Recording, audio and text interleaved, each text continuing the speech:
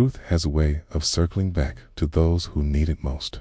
When Emma Wilson noticed a tearful boy wandering the marble lobby of the Monarch Hotel alone, she never imagined her simple act of kindness would unravel decades of buried secrets and connect her to the hotel's reclusive billionaire owner. Between her crumbling relationship with Mark and the endless demands of her receptionist position, Emma barely had time to breathe, let alone care for a lost child. Something in the boy's eyes, a familiar loneliness she recognized all too well, compelled her to step beyond her professional boundaries. As she knelt down to his level, offering a gentle smile that belied her own heartache, Emma couldn't have known that this moment would force 3 broken lives to converge, revealing a shared past that had shaped them all. Some connections, once made, can never truly be severed.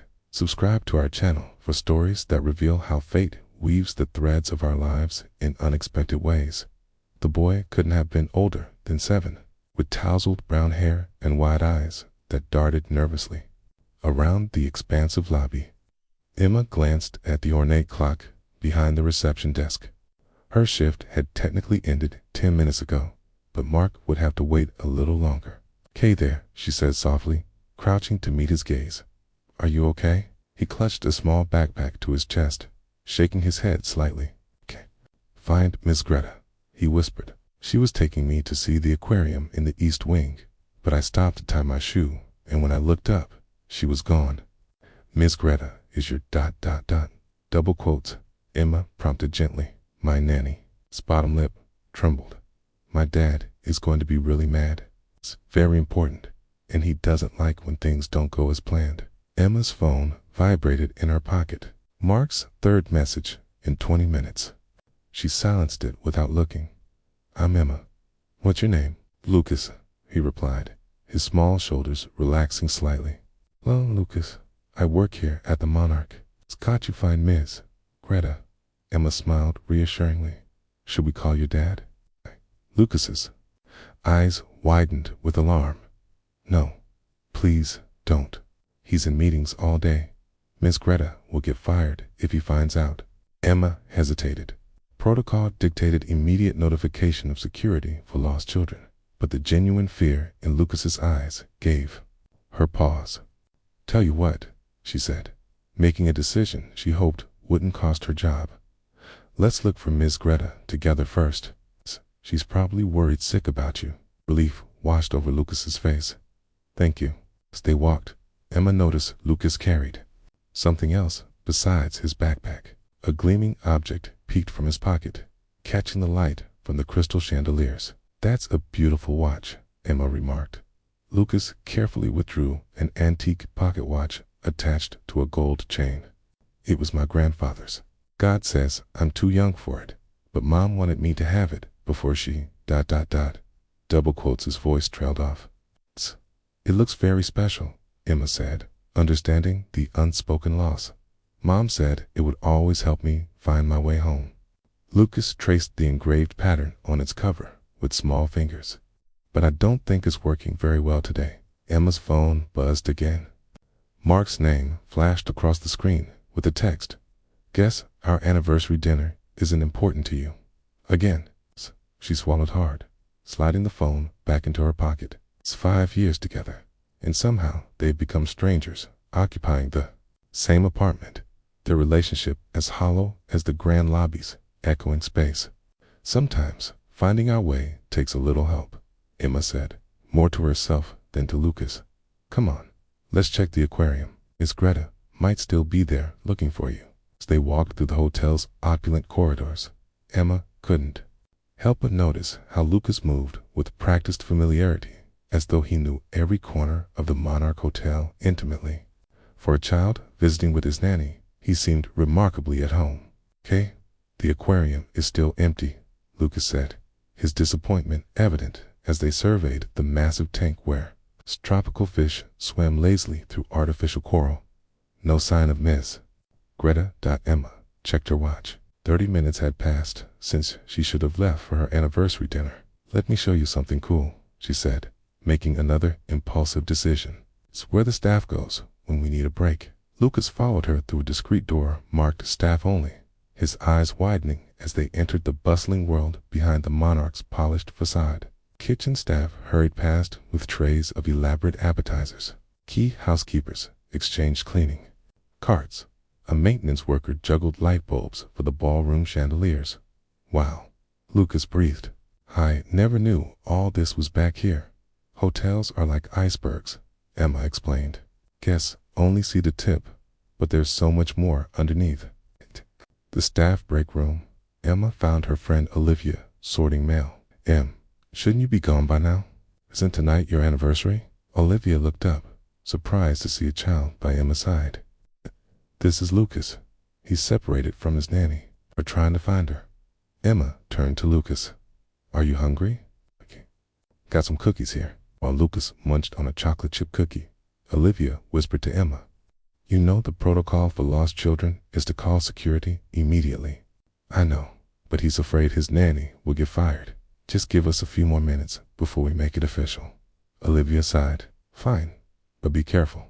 The hotel's on high alert with Alexander Blackwood in the building. Lucas's head snapped up at the name. Who's Alexander Blackwood? Emma asked, noticing the boy's reaction. The owner, Olivia replied. Rarely shows his face here, but when he does, everyone walks on eggshells. He's in the penthouse suite for the quarterly review. Emma turned to Lucas. Do you know Mr. Blackwood? Lucas studied his half-eaten cookie with sudden intensity. No, he said quietly, but Emma caught the flicker of recognition in his eyes.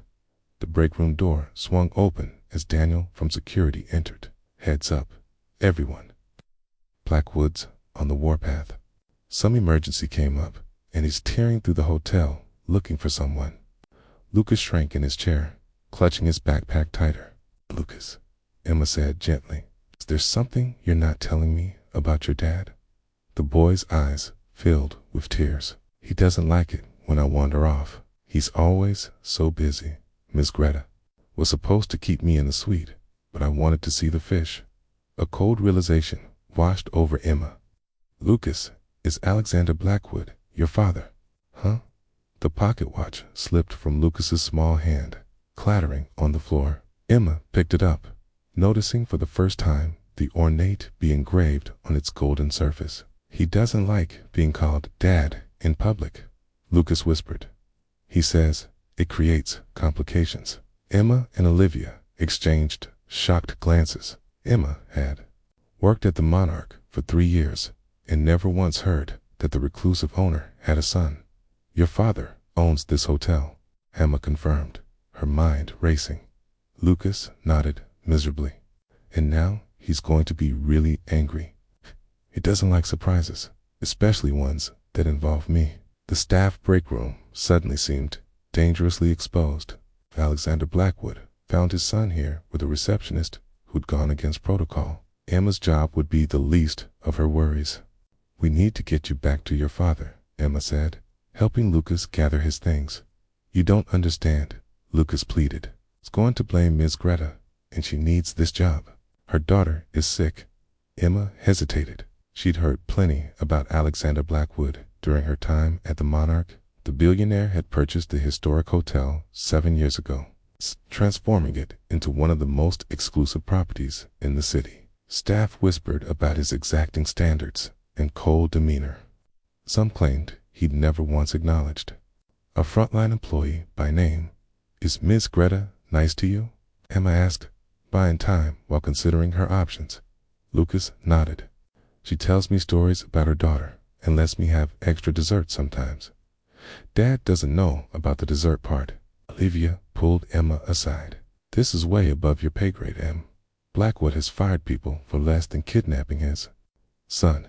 I didn't kidnap anyone, Emma protested. I was helping a lost child. It's a lost child of your boss's boss's boss, Olivia countered. A man once fired the head chef because his steak was medium instead of medium rare. That's just a rumor. They say his wife died when Lucas was a baby, and he's never been the same since. Clara in accounting heard he hasn't had a personal relationship in years because he's so obsessed with his business empire. Emma looked over at Lucas, who was carefully rewrapping his pocket watch chain. What about Lucas? He can't run a business. Empire. That's just it. Olivia lowered her voice further. Nobody even knew Blackwood had a son until right now. The man's clearly hiding him from the world for some reason. Emma's phone buzzed again with Mark's final message. Don't bother coming. I get the message loud and clear. She felt a familiar pang of guilt mingled with relief. Each argument with Mark lately felt like merely postponing the inevitable. Perhaps tonight's missed dinner was the excuse they both needed to finally admit what neither wanted to say. Lucas, Emma said, making a decision. Let's find your father together. I'll explain what happened and make sure Miss Greta doesn't get in trouble. You don't know my dad, Lucas warned. Okay? No. But I know what it's like to be afraid to tell someone the truth. Okay. Emma replied, thinking of her own relationship's slow disintegration. Sometimes, the longer you wait, the worse it gets.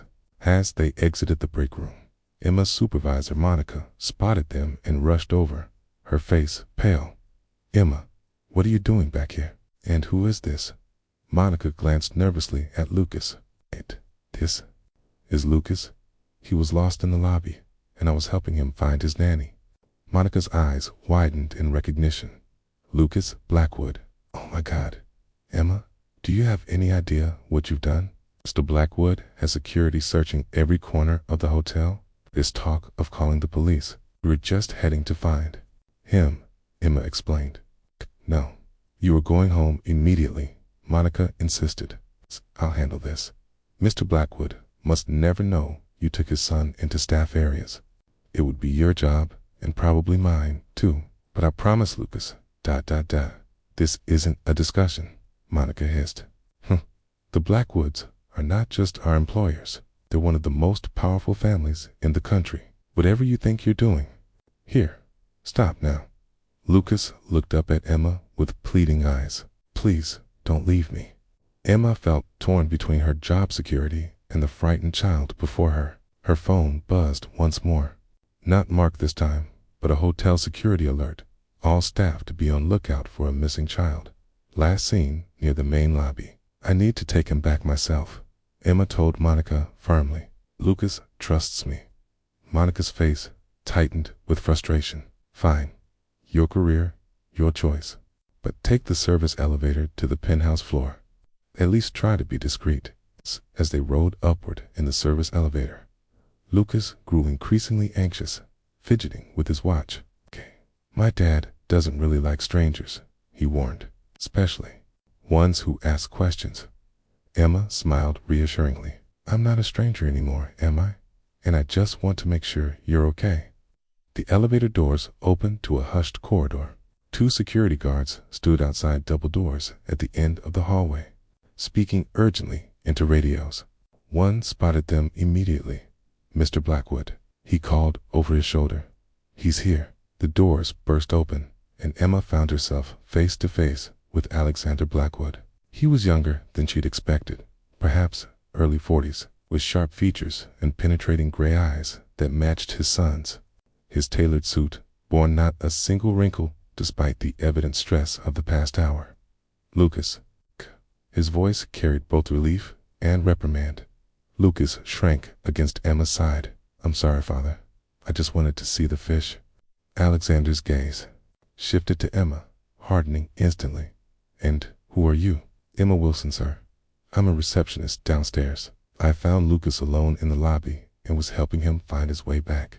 You found my son an hour ago and are only returning him now. His tone was arctic. Where exactly have you been? Before Emma could answer, a harried woman in a neat uniform rushed forward. Mr. Blackwood, I take full responsibility. Only looked away for a moment. We'll discuss your future employment later. Ms. Greta. Alexander dismissed her with a cold glance. His focus remained fixed on Emma. You should have alerted security immediately. Lucas was afraid Ms. Greta would be fired, Emma explained, meeting his gaze steadily. He was trying to protect her. Something flashed in Alexander's eyes. My son's safety is paramount. Hotel protocol exists for a reason. Ms. Wilson. With all due respect, sir, sometimes human compassion should take precedence over protocol, Emma replied, surprising herself with her boldness. Lucas was scared and just needed someone to listen. Alexander's jaw tightened. Lucas, go with Miss Greta. I need to speak with Miss Wilson alone. Please don't be mad at her, Lucas pleaded, still clutching Emma's hand. She gave me cookies and showed me where the staff eat lunch and everything. She did what? Alexander's eyebrows shot up. You took my son into employee areas. Emma felt her career evaporating before her eyes. He was upset. I was trying to help him feel better while we figured out what to do. What you should have done was follow procedure, Alexander snapped. Dad, stop it. Lucas's voice rose unexpectedly. Emma was nice to me. Tan, don't be mean to her like you are to everyone else. The hallway fell silent. Alexander stared at his son as if seeing him for the first time. Emma noticed the security guards exchanging uncomfortable glances. Go ahead, Ms. Greta. Now, Alexander's voice was quiet, but left no room for argument. Lucas reluctantly released Emma's hand, whispering, I'm sorry, before following his nanny through the double doors. Alexander turned to Emma, his expression unreadable. My office. Now, as she followed him into the penthouse suite, Emma's phone vibrated one last time with a message from Mark. Boxes are packed. I'll be gone by morning. The door closed behind her with the finality of a prison cell. Alexander's office was immaculate, with floor-to-ceiling windows overlooking the city skyline. Emma stood awkwardly as he closed the door. Sit, he instructed, gesturing to a chair across from his desk. Emma remained standing. I'd prefer not. To, sir. If you're going to fire me, I'd rather hear it on my feet. A flicker of surprise crossed his face. Do you make a habit of ignoring direct instructions, Miss Wilson? Only when they feel unnecessary, she replied, immediately regretting her boldness. Alexander studied her for a moment. You've worked here for how long? 3 years. He nodded slowly. And in those 3 years, you never once thought to read the policy regarding lost children on hotel property. I know the policy, Emma countered. But Lucas wasn't just any lost child. He was scared his nanny would be fired. Carely knows how you operate. Alexander's jaw tightened. You know nothing about how I operate, or how I raise my son. I know. Enough, Emma said quietly. I know what it feels like to be afraid to disappoint someone. She thought of Mark, of the text messages she'd been ignoring, of the anniversary dinner, now ruined. 5 years of slowly growing apart, too afraid to admit they were holding on to something that had died long ago. Your personal opinions of my parenting are irrelevant, Alexander said coldly. What matters is that you broke protocol and potentially placed my son at risk. With all due respect, sir, the only risk to Lucas was feeling like no one was listening to him. The words tumbled out before Emma could stop them. He's clearly lonely and afraid to talk to you. Alexander's eyes flashed dangerously. You're crossing a line, Ms. Wilson. Probably, Emma agreed, surprising herself with her continued defiance. But someone should. The silence stretched between them, taut as a wire. Why did you really help my son today? Alexander finally asked. The truth. Emma considered her answer carefully. 'Cause he reminded me of myself at that age, afraid to cause trouble, afraid of disappointing the people who were supposed to care for me. Something shifted in Alexander's expression. And now I'm an adult who still avoids conflict until it's too late, Emma admitted. I'm missing my anniversary dinner right now because I stayed to help your son. My boyfriend is packing his things as we speak, ending our 5-year relationship. And honestly, I'm relieved. Alexander blinked, clearly taken aback by her candor. Apologize for my personal problems, Emma added quickly. That was inappropriate. Yes, it was, he agreed, but his tone had softened almost imperceptibly. Though I suspect we've moved well beyond appropriate professional boundaries today. He walked to the window, his back to her. Lucas lost his mother when he was 3. Caroline was ... everything to him. To both of us. Emma remained silent. sensing the rarity of this admission. I'm not good at this, Alexander continued, still facing the window. Running a global hospitality empire is straightforward compared to raising a child alone. Children need time more than perfection, Emma offered quietly. Alexander turned to face her. Is that what you needed as a child, Ms. Wilson?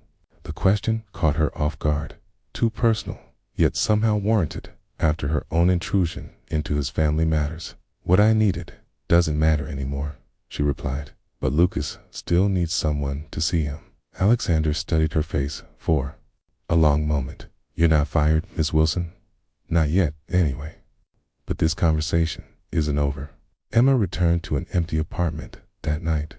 Mark had taken his promise seriously. His dresser drawers stood open and empty, his toiletries gone from the bathroom counter. 5 years reduced to vacant spaces, and a hastily scrawled note. I deserved better. So did you. She didn't cry. The tears she expected never came. Only a hollow sense of failure mingled with relief. Their relationship had been dying for months, gasping for air while they both pretended not to notice. Morning brought a text from Monica. Take the day off. HR reviewing your case. Okay. Emma ignored the message and went to work anyway. Okay. The routine of the monarch felt safer than the emptiness of her apartment. She checked in guests with practiced smiles, filed paperwork, and tried not to think about Alexander Blackwood or his sad-eyed son. During her lunch break, she wandered to the hotel's garden courtyard, a lush oasis hidden at the center of the property. To her surprise, Lucas sat alone on a stone bench near the koi pond, watching the orange fish circle lazily. Lucas, Emma approached cautiously. Are you alone again? He looked up, his face brightening. Miss Greta is right over there. He pointed to his nanny, who sat reading on a bench within eyesight but out of earshot. She's given me supervised independence. That sounds very grown up. Emma smiled, sitting beside him.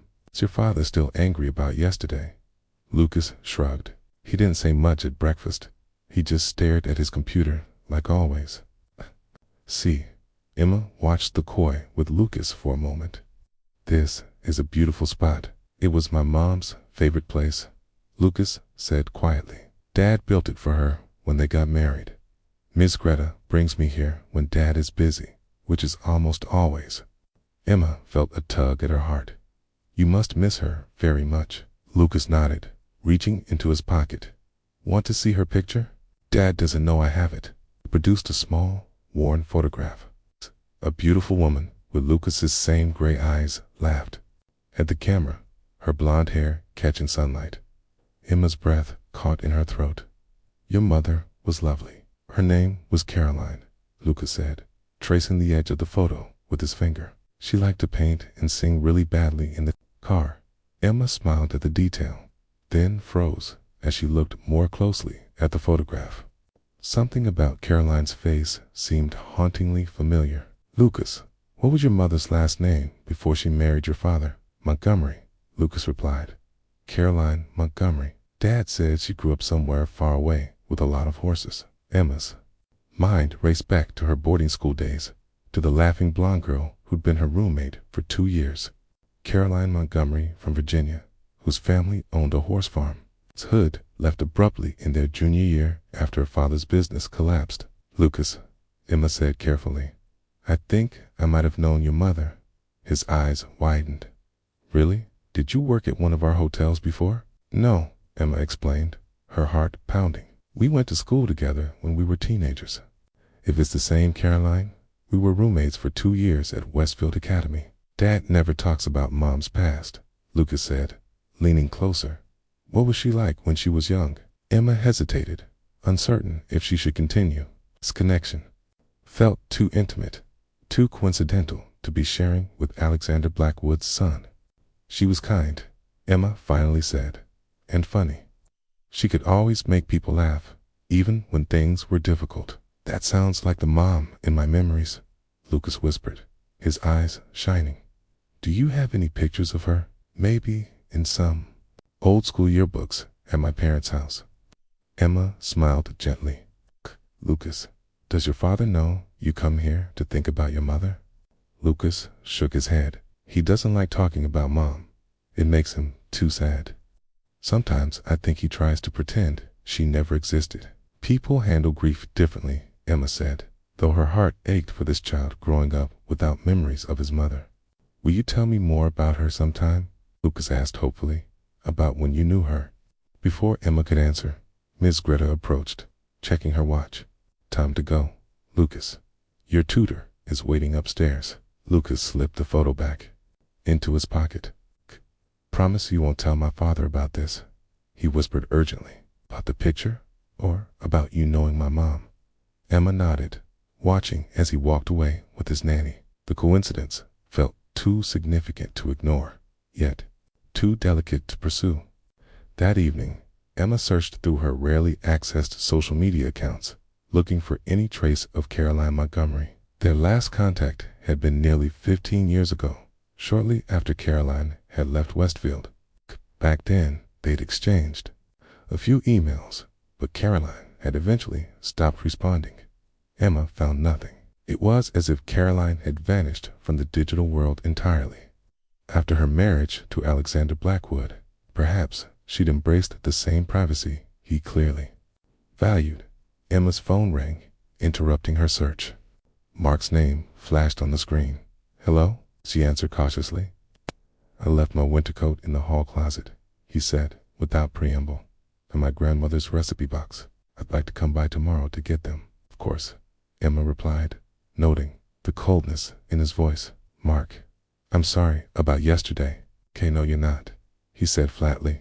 Kay, you're sorry about how it ended, but not that it ended. Let's be honest with each other at least once. Emma, his words stung with truth, right? I've been checked out of our relationship for months, maybe longer. Years, Mark corrected her. Ever since you took that job at the Monarch, you've been more committed to the hotel than to us. That's not fair, Emma protested, though part of her wondered if he was right, isn't it?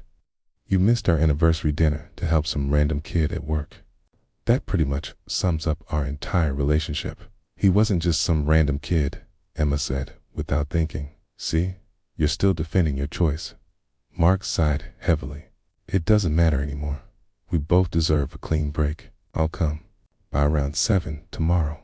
The line went dead. Emma stared at her phone, feeling the finality of the conversation settle over her. 5 years together, ending with a discussion about a winter coat and a recipe box. Her laptop chimed with a new email notification. Her heart jumped when she saw the sender, HR@monarchhotel.com. The subject line read simply, Meeting Request. Emma opened it with trepidation. Wilson, your presence is requested in Mr. Blackwood's office tomorrow at 9 a.m. to discuss yesterday's incident. Attendance is mandatory. Her stomach tightened. She'd assumed his cryptic, this conversation isn't over meant he would simply be watching her more closely. A formal meeting suggested otherwise. Emma tried to distract herself by returning to her search for information about Caroline, but her thoughts kept drifting to Alexander Blackwood. Why would the owner of a global hotel chain concern himself personally with a receptionist who had broken protocol? The level of attention felt disproportionate, unless he somehow knew about her connection to Caroline, but that was impossible. She hadn't even recognized Caroline herself until seeing her photo today. There was no way Alexander could know they had been friends. Emma's laptop chimed again. This time it was a social media notification, a response to a message she'd sent to another Westfield alum asking about Caroline. Caroline Montgomery. Heard she married some super rich guy and died in a car accident a few years later. So tragic. Didn't they have a kid? Why are you asking about her now? Emma closed her laptop without responding. A car accident. Poor Lucas. Poor Caroline, whose vibrant life had been cut short, and Alexander Blackwood, left alone to raise their son. Emma found herself wondering what Caroline had seen in him. The cold, demanding businessman seemed a stark contrast to the warm, laughing girl Emma had known at Westfield. Had marriage and motherhood changed Caroline, or had Alexander Blackwood been different before her death? As she crawled into bed that night, in the space that still felt strange without Mark beside her, Emma couldn't shake the feeling that her past and present were colliding in ways she couldn't yet understand. Tomorrow's meeting with Alexander Blackwood loomed in her mind, filling her with equal parts dread and curiosity. Emma arrived at work 30 minutes early, her nerves making sleep impossible. She wore her most professional outfit, a navy blue pantsuit she reserved for important meetings. The elevator ride to the penthouse floor felt interminable. When she finally reached Alexander's office, his assistant, a severe-looking woman in her 50s, carefully acknowledged her. "He's on a call. Wait there." Seat pointed to a chair without looking up from her computer. Emma sat, smoothing her jacket unnecessarily. Through the partially open door to Alexander's office, she could hear his clipped tones discussing some financial matter. "Ms. Wilson." Emma startled. Alexander stood in the doorway, his expression unreadable. "Come in." His office looked different in the morning light, less intimidating, but no less impressive. Alexander gestured to the same chair she'd refused to sit in yesterday. This time, Emma sat. "I've been reviewing your employment record." Alexander began without preamble, taking his seat behind the desk. 3 years at the Monarch, exemplary performance reviews, 2 Employee of the Month awards. Emma remained silent, unsure where this was headed. "Yet yesterday, you chose to disregard clear protocol regarding lost children on hotel property." He fixed her with a penetrating gaze. "I told you yesterday, sir. Lucas was afraid, and you felt your judgment superseded established safety procedures." Emma met his gaze steadily. In that moment, yes, God, Lucas needed compassion more than he needed procedure. Alexander leaned back in his chair. "My son seems to have formed an attachment to you." This wasn't what Emma had expected, sir. "I asked about you at breakfast, twice." Alexander's tone was neutral, but Emma sensed tension beneath the surface. "Countess doesn't typically connect with strangers." "He's a special child," Emma offered cautiously. Alexander's expression softened marginally. "Yes, he is." He studied her for a long moment. "Where did you grow up, Miss Wilson?" The abrupt change of subject caught Emma off guard. "Connecticut. Mostly, though I attended boarding school in Virginia for high school." Something flickered in Alexander's eyes. "Which school?" "Westfield Academy." Alexander's posture changed subtly, a barely perceptible tensing. "Year of graduation." Emma's suspicions deepened. This wasn't a random line of questioning. "It's 2010. Mr. Blackwood, may I ask why this matters?" Before he could answer, the door burst open and Lucas ran in, clutching something in his hand. "Dad, I found it.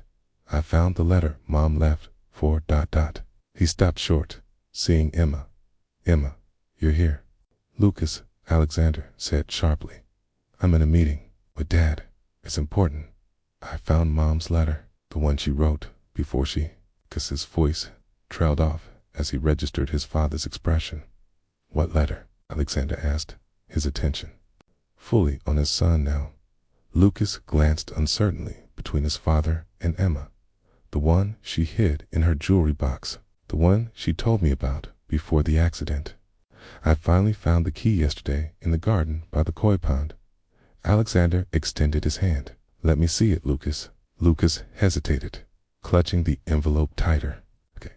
She said it was for me to read when I was older. "You're 8 years old," Alexander said, his tone gentler than Emma had heard before. "That's still quite young." "I'm almost 9, Lucas countered. "And Emma can help me with the big words."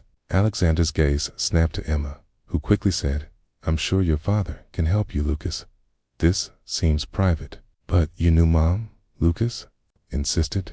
"You were her friend." The room went utterly still. Emma felt Alexander's stare like a physical weight. "What did you just say?" Alexander asked quietly. Lucas looked between them, suddenly uncertain. "Key.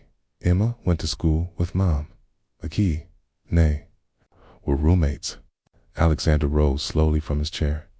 Miss Wilson, I think you should leave now. Sir, I only just learned about the connection yesterday, Emma began. Dad, please don't be mad, Lucas pleaded. I showed Emma Mom's picture in the garden. She recognized her. And you didn't think to mention this during our conversation yesterday. Alexander's voice was dangerously calm. I wasn't certain it was the same Caroline, Emma explained. And it seemed, complicated. Complicated, Alexander repeated flatly. Yes, I imagine it would seem that way. Please don't fire Emma, Lucas begged, tears forming in his eyes. She's nice, and Mom would have wanted us to be nice to her friend. Alexander looked at his son for a long moment, then sighed. No one is firing anyone, Lucas. He ran a hand through his hair, a surprisingly human gesture from the otherwise controlled man. But I need to speak with Ms. Wilson privately. Can you wait with Miss Pierce for a few minutes? Lucas nodded reluctantly, still clutching the envelope. At the door, he turned back. Promise you won't be mean to her. I promise, Alexander said, his expression softening. Just a few minutes. When the door closed behind Lucas, Alexander turned to Emma, his expression hardening once more. Explained.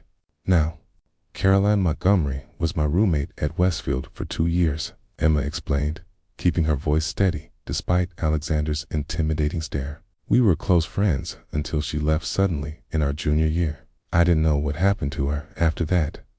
And you expect me to believe this is a coincidence? Alexander's tone was skeptical.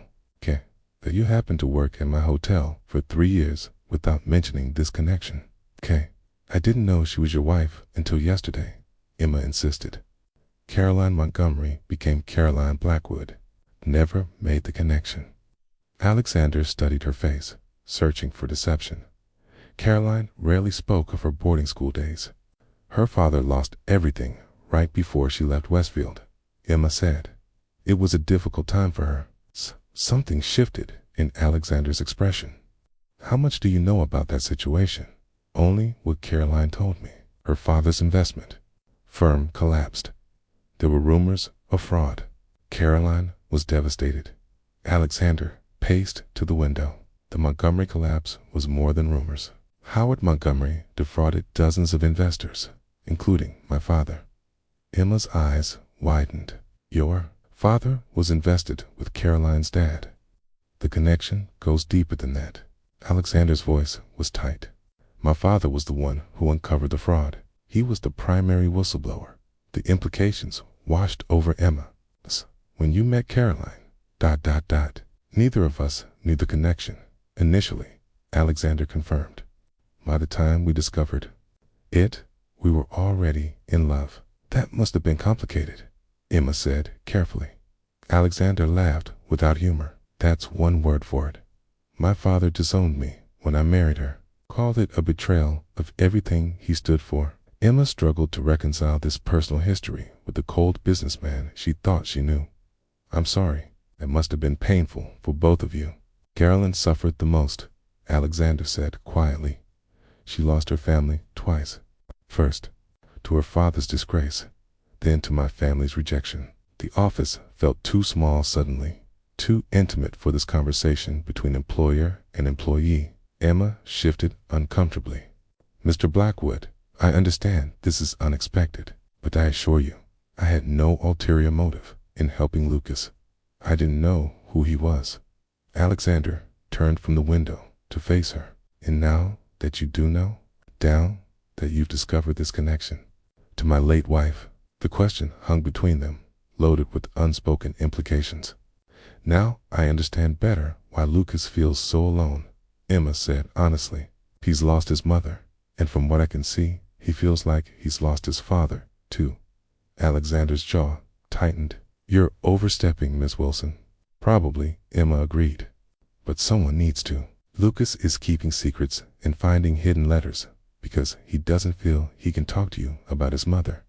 You know nothing about my relationship with my son, Alexander said coldly. I know he's afraid to upset you, Emma countered. I know he thinks talking about his mother makes you sad, so he hides his own grief. No child should have to do that. Alexander's phone rang. breaking the tension. He glanced at it, his expression shifting to annoyance. I need to take this. We'll continue this discussion later, okay? Emma rose to leave, relieved for the interruption. Miss Wilson, Alexander called as she reached the door. This conversation stays between us. I won't have hotel staff gossiping about my personal affairs. Of course, Emma agreed. Okay, but Lucas deserves to read his mother's letter, whatever it says. Alexander's expression remained unreadable. That decision is mine to make, not yours. Emma left. She passed Lucas in the waiting area, still clutching the envelope, his small face pinched with worry. Is everything okay? He asked anxiously. Emma forced a smile. Everything's fine. Your dad just needed to ask me some questions about work. The lie felt heavy on her tongue. Another secret in a situation already tangled with them. Emma worked late that evening, volunteering for an extended shift to avoid returning to her empty apartment. The lobby was quiet, with only the occasional late check-in to break the silence. She tried not to think about Mark coming to collect his remaining belongings. Alone in their apartment, boxing up the last physical evidence of their relationship. The finality of it should have hurt more than it did. Still here, Miss Wilson. Emma looked up, startled to see Alexander Blackwood approaching the reception desk. He changed from his formal suit to a more casual outfit of slacks and a sweater, though he looked no less imposing. Late shift, she explained. Is everything all right, sir? Alexander glanced around the empty lobby. Walk with me. Wasn't a request. Emma signaled to her colleague to cover the desk and followed Alexander across the marble floor toward the garden courtyard. The night air was cool, the garden lit by subtle landscape lighting that cast soft shadows among the plants. Alexander led her to a bench near the koi pond, the same one where she'd sat with Lucas earlier. Caroline designed this garden, he said without preamble. She insisted on overseeing every detail, from the placement of each stone to the species of fish. Emma sat beside him, maintaining a professional distance. It's beautiful, Lucas says. This was where you recognized Caroline's photo. Yes, Emma confirmed. He carries it with him. Alexander nodded slowly. I didn't know that. They sat in silence for a moment, watching the dark shapes of the fish moving beneath the water's surface. Did you read the letter? Emma finally asked. No, Alexander admitted. Lucas refused to let me see it. He said his mother wanted him to read it first. A hint of pain crossed his face. It's never defied me like that before. He's growing up, Emma suggested gently. It's finding his own voice. He's 8 years old. It's old enough to need some control over his connection to his mother, Emma said. This letter is something she left specifically for him. Alexander studied her. You're very forthright for someone who nearly lost her job yesterday. Near-death experiences tend to reduce one's filter, Emma replied with a small smile. To her surprise, Alexander's mouth twitched in what might have been amusement. Is that what it was? Professionally speaking? Absolutely. They fell silent. Again, the quiet, broken only by the gentle splash of the koi and distant traffic sounds. Tell me about her, Alexander said suddenly. Caroline at Westfield. Before I knew her, Emma considered her words carefully. She was vibrant, always laughing, always planning some adventure. She convinced me to sneak out after curfew to go stargazing. Got us both detention, but she said it was worth it. Alexander smiled faintly. That sounds like her. She was kind too, Emma continued. She tutored struggling students, never made anyone feel small.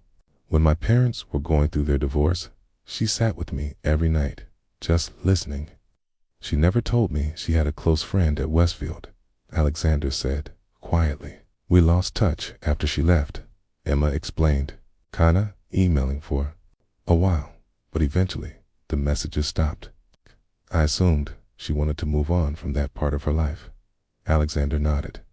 The Montgomery scandal was brutal. Howard is still in prison.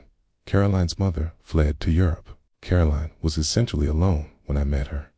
How did you meet? Emma asked, curiosity overriding her professional reserve. At a gallery opening in New York. She was working as an assistant to the curator. I was there with business associates. His expression softened at the memory. She called me pretentious to my face. No one had done that in years. Emma smiled, picturing it. That definitely sounds like Caroline. She changed me, Alexander admitted, his voice barely audible, or started to, at least. Then the accident happened, and he trailed off, his vulnerability vanishing as quickly as it had appeared. When he spoke again, his voice was controlled. Once more, "It's getting late, Miss Wilson. I've kept you from your work long enough." The abrupt shift left Emma feeling as though a door had been slammed shut. "Of course, sir." As they walked back toward the lobby, Alexander asked, "Your boyfriend, the one who ended things yesterday, was it serious?" The personal question surprised her. 5 years, we were living together, yet you don't seem particularly devastated. Emma considered this. "I think we stayed together because it was comfortable, not because it was right." The relationship died long before it ended. Alexander nodded thoughtfully. Sometimes the hardest thing is recognizing when something is already over. His words seemed to carry a weight beyond her situation with Mark. The next morning brought chaos to the Monarch's normally serene lobby. A woman with an entourage of assistants and security swept through the front doors, her designer heels clicking imperiously across the marble floor. "Where is Alexander?" she demanded, approaching the reception desk where Emma stood. "Do you have an appointment with Mr. Blackwood?" Emma asked professionally. The woman regarded Emma with cold amusement. "How adorable. Okay, no, I don't need an appointment to see my brother-in-law." Emma recognized her instantly from photos in the society pages. Victoria Blackwood, Alexander's sister-in-law, widow of his older brother James, who had died shortly before Alexander purchased the Monarch. "Of course, Miss Blackwood. I'll call up to let Mr. Blackwood know you're here." "Don't bother," Victoria waved dismissively. "I'll surprise him. I'm sure he'll be thrilled to see me after all this time." Her tone suggested otherwise. Before Emma could respond, Victoria was already striding toward the private elevator, her entourage trailing behind. "Terry," whispered Olivia, who had watched the exchange. "Mr. Blackwood can handle his own family," Emma replied, though uneasiness settled in her stomach. Throughout the morning, whispers circulated among the staff. Victoria Blackwood's unexpected arrival had sent ripples of tension through the hotel. By lunchtime, rumors claimed shouting had been heard from the penthouse suite. Emma tried to focus on her work, but her thoughts kept drifting to Lucas. If Victoria was as unpleasant as she seemed, the boy was likely having a difficult day. Her concern proved justified when Lucas appeared at the reception desk during the afternoon lull, his face troubled. "Lucas," Emma greeted him, glancing around for his nanny. "Are you alone again?" "Miss Greta is in the bathroom," he explained. "I told her I was just going to look at the fish in the lobby tank." "Does your father know you're down here?" Emma asked carefully. Lucas shook his head. "He's arguing with Aunt Victoria. Okay, they think I can't hear them, but I can." Emma led him to a quiet corner of the lobby. "What are they arguing about?" "Money, I think, and the hotel." Lucas kicked at the carpet. "Aunt Victoria says Dad stole it from Uncle James, but that's not true. Dad built this place for Mom." Emma kept her expression neutral despite her surprise. "I'm sure they'll work it out." "Aunt Victoria is mean," Lucas confided. "She pretends to be nice when Dad is watching, but when we're alone, she says awful things about Mom." Emma's protective instincts flared. "What kind of things?" "That Mom only married Dad for his money. That she wasn't really a Blackwood." Lucas's voice dropped to a whisper. "She saw me reading Mom's letter last night and tried to take it away. She said children shouldn't keep secrets from family." "Did she read the letter?" Emma asked, alarmed. "No, I hid it before she could. Okay? Put it in my special place where no one can find it." Emma was about to ask more when a sharp voice cut through the lobby. "Lucas, there you are." Victoria Blackwood approached, her smile not reaching her eyes. "Alexander is looking everywhere for you, darling." Lucas stiffened, moving imperceptibly closer to Emma. Victoria's gaze shifted to Emma, her expression calculating. "And who might you be?" "Emma Wilson, ma'am. I'm a receptionist here at the Monarch." "It's how interesting that my nephew seems so comfortable with the hotel staff," Victoria remarked, her tone implying something inappropriate. "Alexander always was too lax about boundaries." "Miss Wilson was just helping me with a question about the fish," Lucas said quickly. Victoria's perfectly manicured hand closed around Lucas's shoulder. "Well, it's time to go back upstairs. Your father and I have exciting plans to discuss with you." As Victoria led Lucas away, she glanced back at Emma. "You seem familiar. Have we met before?" "No, ma'am," Emma replied politely. "I don't believe so." Victoria studied her for another moment. I never forget a face. Perhaps you just have one of those common appearances." The insult was delivered with such practiced ease that Emma almost admired the technique. Almost. "Enjoy your stay at the Monarch, Miss Blackwood," Emma said with professional courtesy. Victoria's smile turned predatory. "Oh, I intend to. In fact, I may be becoming a permanent fixture around here very soon." Eck. As they walked away, Lucas looked back at Emma, his expression pleading. Emma gave him an encouraging smile, even as concern settled deep in her chest. Something about Victoria Blackwood felt dangerous in a way that Alexander, for all his coldness, never had. Victoria Blackwood's presence transformed the atmosphere of the Monarch overnight. Staff whispered about raised voices from the penthouse suite. Alexander was seen storming through the lobby, his usual composure noticeably absent. Emma kept her head down, focusing on her work while worrying about Lucas. The boy hadn't appeared in the lobby since Victoria had taken him away yesterday. During her lunch break, Emma slipped into the hotel's small business center to search for information about Victoria Blackwood. News articles painted a picture of a woman obsessed with social status. After her husband James's sudden death from a heart attack 7 years ago, Victoria had engaged in a prolonged legal battle with Alexander over the Blackwood family assets. Apparently, the courts had sided with Alexander, leaving Victoria with a generous settlement, but none of the controlling interest in Blackwood hotels she had sought. Researching the family drama, Emma startled, closing the browser window instinctively. Victoria stood in the doorway, elegant in a designer suit that probably cost more than Emma's annual salary. "Blackwood, I was just checking the weather forecast." Victoria smiled thinly. "Of course you were." She closed the door behind her. "Emma Wilson. I knew your name sounded familiar, so I did some research of my own last night." Emma's stomach tightened. "I'm not sure what you mean." "Westfield Academy, class of 2010. Roommate to Caroline Montgomery for 2 years. Victoria's smile widened at Emma's surprise. "I make it my business to know everything about the Montgomery family.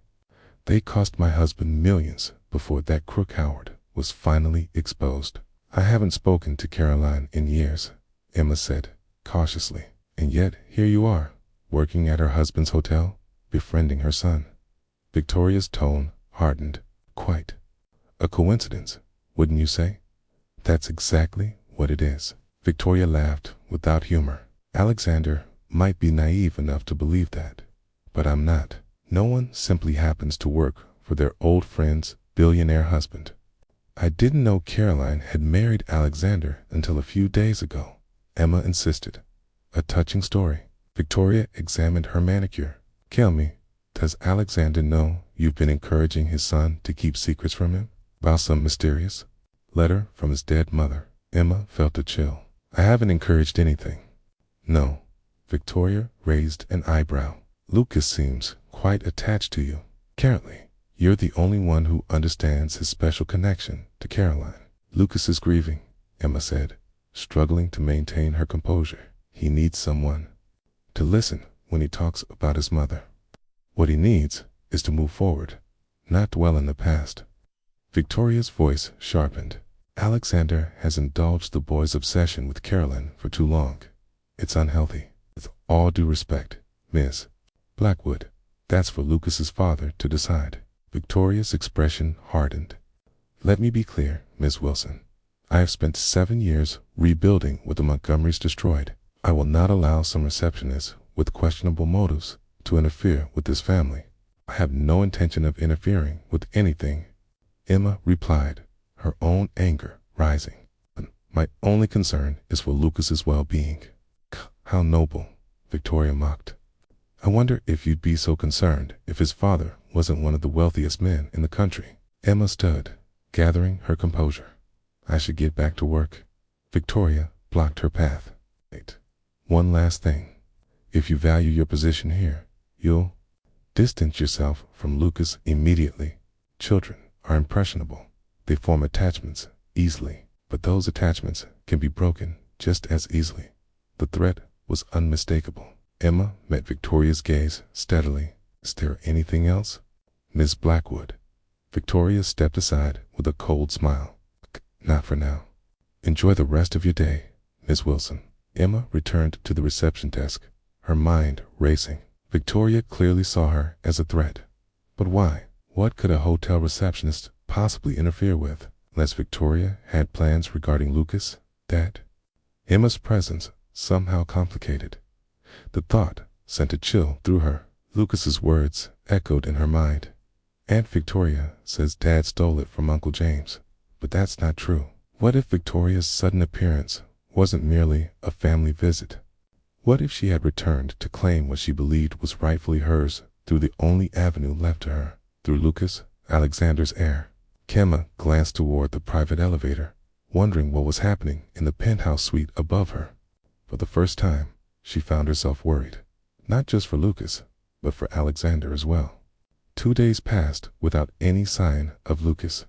Emma tried to convince herself that her concern was merely professional, that her connection to the boy was circumstantial rather than emotional. Neither argument was particularly convincing. Victoria Blackwood remained at the Monarch, holding court in the hotel's exclusive restaurant and making demands that left the staff scrambling. Alexander was rarely seen, apparently occupied with business matters that kept him secluded in his office. On the third evening, as Emma prepared to end her shift, a hotel security guard approached the reception desk. Ms. Wilson, Mr. Blackwood requests your presence in the garden courtyard. Emma's pulse quickened. Alexander Blackwood. The guard nodded. He said, it's urgent. "'Kay." Emma followed him through the lobby, toward the garden doors, her mind racing through possibilities. Had Victoria convinced Alexander to fire her? Was this a final private dismissal? But when she entered the garden, it wasn't Alexander waiting for her. Lucas sat alone on the bench by the koi pond, his small frame silhouetted against the evening light. Lucas. Emma approached cautiously. Where's your father? Working, Lucas replied. Aunt Victoria is making him sign a bunch of papers. She thinks I'm with Miss Greta, but Miss Greta thinks I'm with Dad. Emma sat beside him, concern overriding protocol. Lucas, you can't keep disappearing like this. Everyone will worry. I needed to see you, Lucas insisted, his voice uncharacteristically serious. Aunt Victoria is trying to take the hotel away from Dad. I heard her on the phone with her lawyer. Emma's concern deepened. That's a very serious accusation, Lucas. It's true. She says she has proof that Uncle James was the real owner of the Monarch, not Dad. She says she's going to make me the legal owner until I'm grown up, but she'll control everything. Did you tell your father about this? Lucas shook his head miserably. He won't listen. He says Aunt Victoria's family, and I should respect her. She's not like family. She's mean. Emma chose her words carefully. Sometimes adults have complicated disagreements that are hard for children to understand. It's not complicated, Lucas insisted. Aunt Victoria is lying. The hotel was always Dad's. He built it for Mom. How do you know that for sure? Lucas reached into his pocket and pulled out a folded envelope.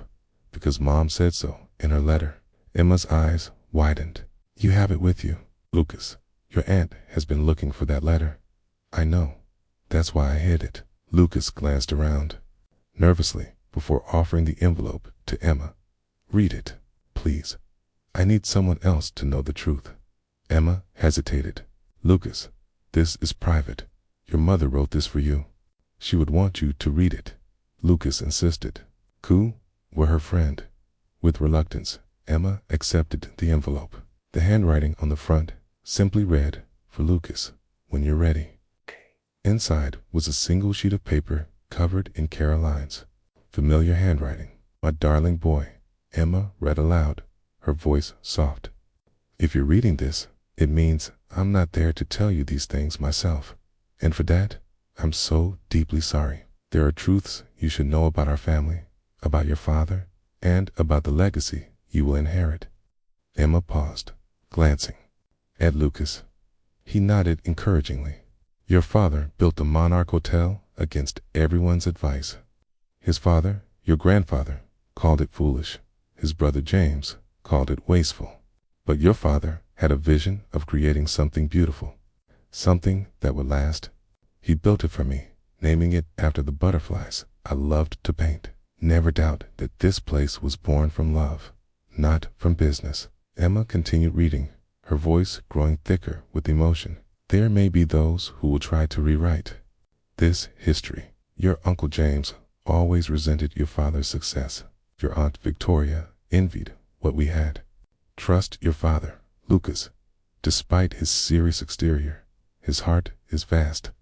He may not always show it, but his love for you is endless." The letter continued with personal messages from mother to son, memories and hopes that brought tears to Emma's eyes. She finished reading in a whisper.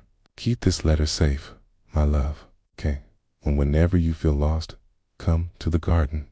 I'll be there, in the flowers, in the water, in the quiet moments between heartbeats. All my love, always, Mom." Emma carefully refolded the letter, returning it to Lucas. "Your mother loved you very much. She loved Dad too," Lucas said quietly. "But he never talks about her anymore. It's like he's forgotten." "I don't think he's forgotten," Emma said gently. "I think remembering hurts too much." Lucas considered this. "Do you think he'll believe me about Aunt Victoria, Kay?" "I think he needs to see this letter," Emma said carefully. "Your mother's words might help him remember what's truly important." Connor's face fell. "But Aunt Victoria will take it away." "Not if we go to your father together," Emma promised, making a decision that would likely cost her job. Right now, she offered her hand, and Lucas took it without hesitation. Emma and Lucas took the private elevator to the penthouse suite, her heart pounding with each floor they ascended. She was crossing every professional boundary, potentially ending her career, but Lucas's desperate trust in her outweighed her self-preservation instinct. When the elevator doors opened, they could hear raised voices from Alexander's office. "The paperwork is clear."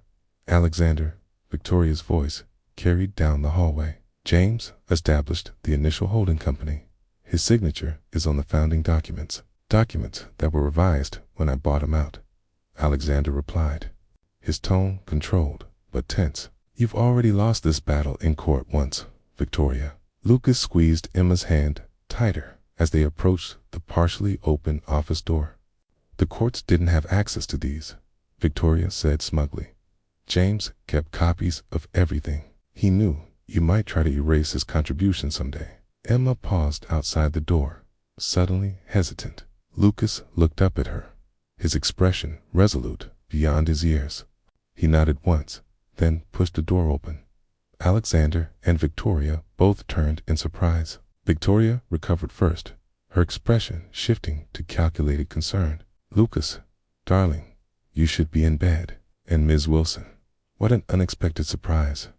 I wasn't aware receptionists made house calls." Alexander's gaze moved from his son to Emma, his expression unreadable. "Lucas, what are you doing here?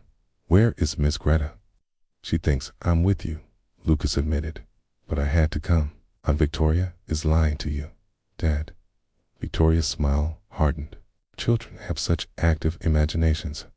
"It's not imagination," Lucas insisted, stepping forward. "Mom told me the truth in her letter." Victoria's composure slipped momentarily. "What letter?" Lucas pulled the envelope from his pocket. "It's the one you've been trying to find." Alexander crossed the room, kneeling to his son's level. "Lucas, what is this about?" "Mom wrote me a letter before she died," Lucas explained, his voice steadying. "She told me about the hotel, how you built it for her, how Uncle James and Aunt Victoria were always jealous." Victoria laughed, the sound brittle. "Alexander, surely you don't intend to take business advice from an 8-year-old reading fairy tales from his dead mother?" Alexander's expression darkened. "That's enough, Victoria." "Dad, please, just read it," Lucas pleaded, offering the letter. "Mom explains everything." Alexander hesitated, then accepted the envelope with reverent care, as if holding something infinitely precious. His hands trembled slightly as he unfolded the paper. Emma watched his face as he read, seeing the mask of controlled businessman dissolve into raw emotion. Grief, love, and finally, understanding washed across his features. Victoria stepped forward. Whatever Caroline wrote, she was hardly an unbiased source. "The legal documents I found clearly show ... These documents." Alexander lifted a folder from his desk. The ones with James's signature, dated 3 months after he was in the hospital for his first heart attack. Victoria faltered. "What are you implying?" "I had our forensic accountant examine them while you were having lunch today," Alexander said, his voice dangerously calm. "The signatures are forgeries, Victoria, not even particularly good ones." "That's absurd," Victoria sputtered. "Your accountant is biased." "Then, perhaps, you'd prefer to hear the assessment from the FBI's Financial Crimes Unit," Alexander suggested. "They're very interested in these documents, especially given your previous claims in court." Victoria's composure cracked entirely. "You wouldn't dare involve federal authorities in a family matter. It stopped being just a family matter when you attempted fraud," Alexander replied coldly. "Caroline warned me about you in this letter. I should have listened to her years ago." "Caroline was nothing but a gold digger who got lucky," Victoria hissed, abandoning all pretense. "The daughter of a criminal who somehow managed to worm her way into this family." Lucas gasped at the venom in his aunt's voice. Emma instinctively moved closer to him, placing a protective hand on his shoulder. Alexander's expression hardened to granite. "You have 30 minutes to collect your belongings and leave this hotel, Victoria. If you ever speak about Caroline that way again, especially in front of my son, the consequences will be severe." Victoria's gaze swept from Alexander to Lucas, finally landing on Emma with pure hatred. "This isn't over." "Yes," Alexander said quietly. "It is." After Victoria stormed out, the office fell into silence. Alexander stood with Caroline's letter still clutched in his hand, emotion etched across his face. Lucas hovered uncertainly between his father and Emma. "I should go," Emma said quietly, recognizing the need for father and son to talk privately. "No," Alexander's voice stopped her. "Please stay. I think Caroline would have wanted you here." It's a simple acknowledgement of his wife's feelings, so at odds with his usual stoic demeanor, caught Emma by surprise. "You knew, didn't you?" Alexander asked Lucas gently about Victoria's plans. "That's why you were so determined about the letter." Lucas nodded. "I heard her on the phone. She said once she had control of the hotel, she'd send me to boarding school in Switzerland." Lag's face paled. "Lucas, I would never allow that. She said you wouldn't have a choice once the papers were signed." Lucas's voice trembled. "She said she'd be my guardian because you're too busy for a child." Alexander knelt before his son, placing his hands on the boy's shoulders. "Lucas, look at me. No one will ever take you away. No one. Do you understand?" Lucas nodded, tears welling in his eyes. "Miss Mom," he whispered. "She would have known what to do right away." "Yes, she would have," Alexander agreed, his voice rough with emotion. "Your mother was much wiser than me in many ways." Emma watched their interaction, feeling like an intruder on this intimate family moment. Yet Alexander had asked her to stay, creating a strange triangle of shared grief and connection. "The pocket watch," Alexander said suddenly, looking at the chain visible in Lucas's pocket. Your mother gave that to you, didn't she? Not me. Lucas nodded, withdrawing the gleaming timepiece. Before the accident, she said it would help me find my way home if I ever got lost.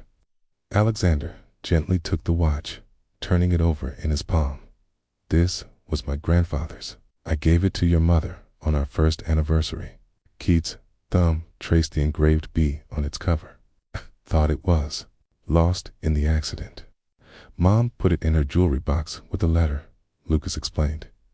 She said it was important that I have it someday. Alexander's fingers trembled slightly as he opened the watch cover.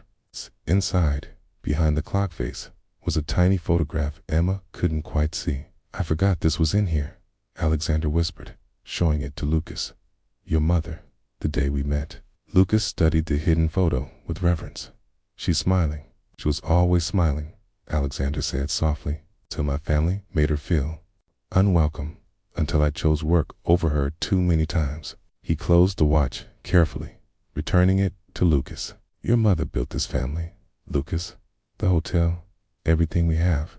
It exists because Caroline believed it could. Victoria never understood that the true Blackwood inheritance isn't buildings or money. It's the love your mother left behind. Lucas threw his arms around his father's neck, and Alexander held him tightly, his eyes closing as he absorbed his son's embrace. Emma moved quietly toward the door, giving them privacy, but Alexander looked up, meeting her gaze over Lucas's shoulder. Miss Wilson, he said, his voice steadier now. Emma, thank you for bringing my son to me tonight. It's for helping him protect Caroline's letter. Lucas did the hard part, Emma replied honestly. It's very brave. Like his mother, Alexander agreed, still holding his son. And his father, Emma added softly. Alexander's expression shifted, vulnerability replacing his usual reserve. Will you come back tomorrow? There's something I'd like to discuss with you. About Caroline, about the hotel, if you're willing. Emma hesitated, uncertain what this invitation meant for her professional standing, or for the strange connection forming between them. Please, Lucas added, turning in his father's arms. You can tell me more stories about Mom from school. Looking at them together, no longer the cold businessman and lonely child, but simply a father and son, united in love and grief. Emma found she couldn't refuse. Yes, she agreed, simply. I'll come.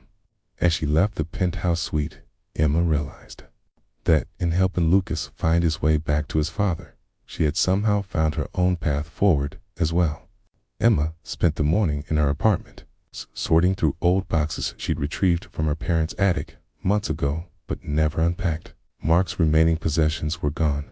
The spaces he'd occupied now filled with an emptiness that felt more like possibility than loss. In the bottom of a cardboard box labeled Westfield, she found what she was searching for, a leather-bound yearbook from junior year, the last one with Caroline's smiling face among the student photos. Emma traced her friend's image, marveling at how Lucas had inherited her eyes, her gentle smile. She also found a small stack of photographs, Caroline and Emma on the lacrosse field, at the winter formal, studying under a massive oak tree on campus, tangible proof of a friendship that had meant everything to her once. For life pulled them in different directions. Emma arrived at the Monarch at noon, not as an employee, but as a guest. The receptionist who greeted her seemed confused by the instructions to escort Miss Wilson directly to the penthouse suite. Alexander was waiting in the living area, more casually dressed than Emma had ever seen him, in jeans and a simple sweater. Lucas sat cross-legged on the floor, surrounded by photo albums. Emma, Lucas jumped up excitedly. Todd's showing me pictures of Mom. Real ones, not just the ones in the official albums.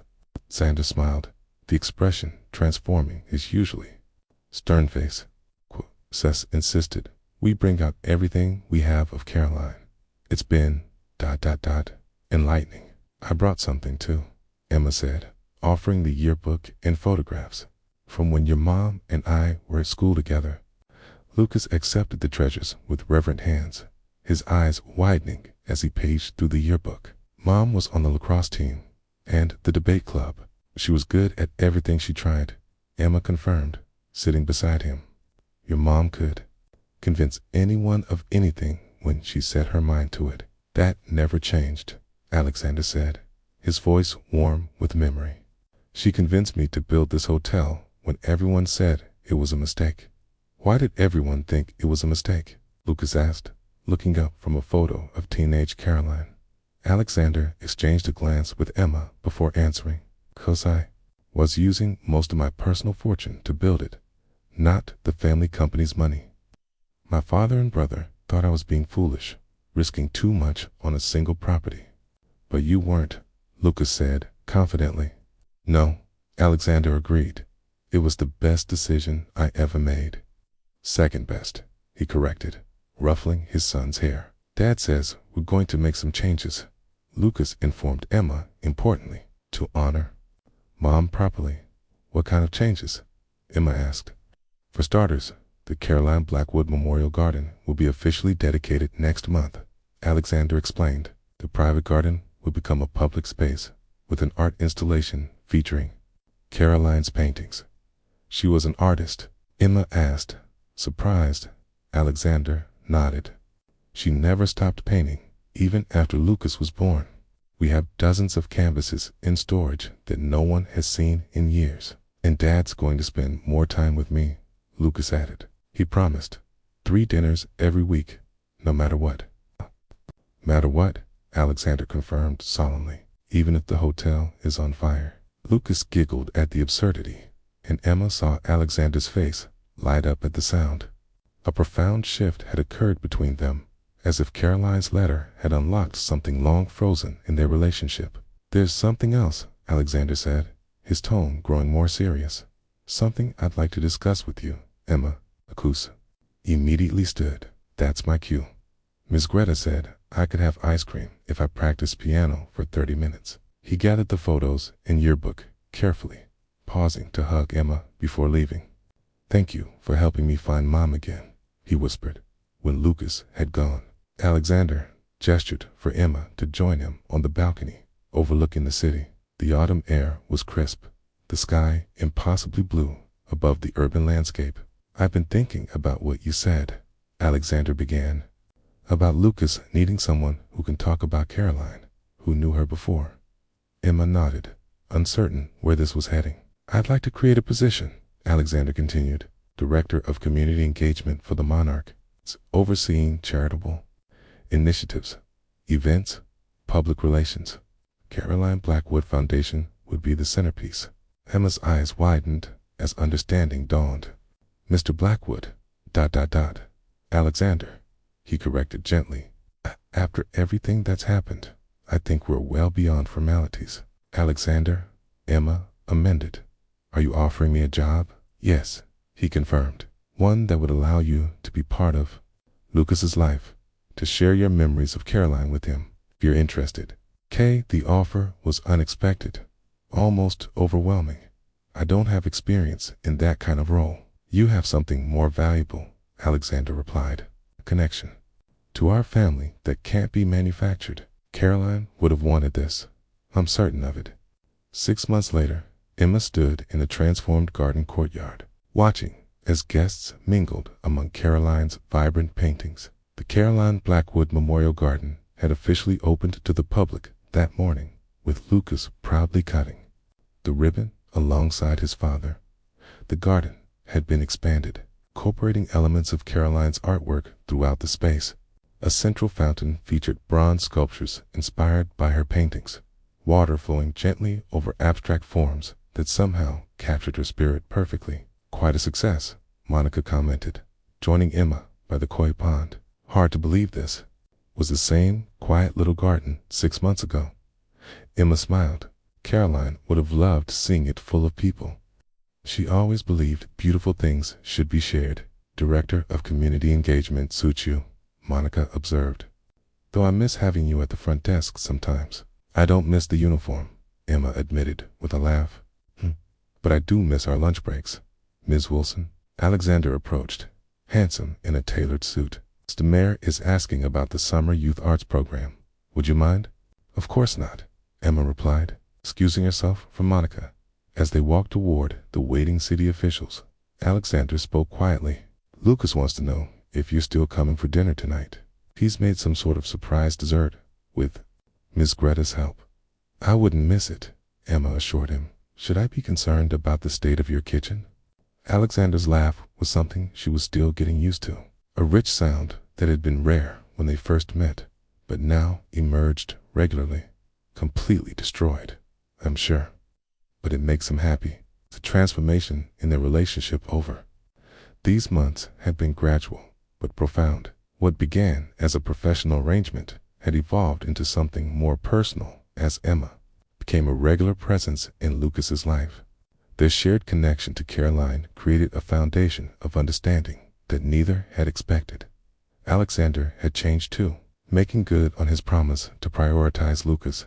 He left work early 3 days a week without fail, attending school, events, and bedtime stories with the same dedication he gave to business matters. Emma completed her meeting with the mayor, then found Lucas near his favorite painting of his mother's, a colorful rendering of butterflies in flight. Do you think she would have liked the garden? Lucas asked as Emma joined him. I think she would have loved it, Emma assured him, especially seeing how happy you are today. Lucas nodded thoughtfully.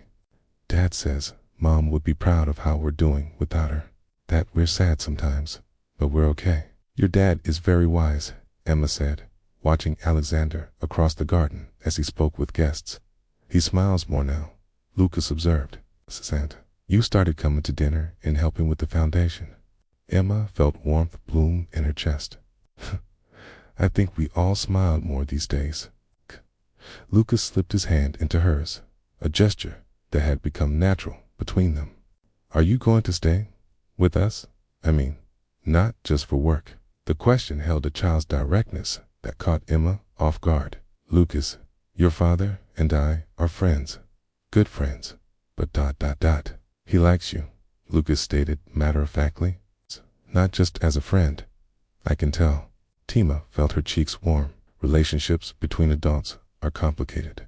Not really, Lucas countered with 8-year-old certainty. When you like someone and they like you back, you should be together. That's what Mom would say.